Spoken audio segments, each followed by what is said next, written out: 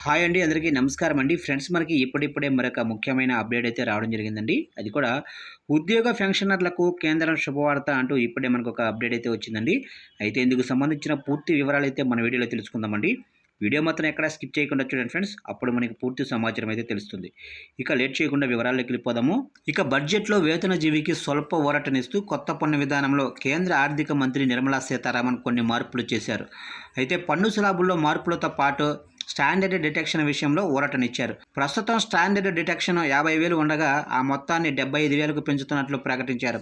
ఇక standard detection మొత్తాన్ని 50% పెంచినట్లయింది. దీనివల్ల 17,500 వరకు పన్ను ఆదా చేసుకోవచ్చని నిర్మలమ్మ ప్రకటించారు. పాత పన్ను విధానంలో మాత్రం ఎలాంటి మార్పులు చేయలేదు. ఇక మంగళవారం తన బడ్జెట్ ప్రసంగంలో ఈ మేరకు ప్రకటన చేశారు.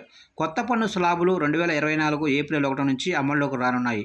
2025-26 ముగింపు సంవత్సరంలో ఈ విధానంలో ఊరట పొందొచ్చు. ఇక బడ్జెట్లో ప్రతిపాదించిన మార్పుల ప్రకారం ఎప్పటిలానే కొత్త పన్ను విధానంలో 3 లక్షల వరకు ఎలాంటి పన్ను ఉండదు. ఇక గతంలో 3 నుంచి 6 లక్షల స్లాబుల్లో 5%గా పన్ను ఉండేది. ఇప్పుడు ఆ పరిమితిని 7 లక్షలకు పెంచారు. ఆ మేర స్లాబుల్లో స్వల్ప మార్పులు చేశారు. గతంలో 6 నుంచి 9 లక్షల స్లాబుకు 10% పన్ను ఉండేది. అది కూడా 7 లక్షల నుంచి 10 లక్షలకు మారింది. దీంతో 10 లక్షల వార్షిక ఆదాయం ఉన్న వారికి 10% పన్ను వర్తించనుంది.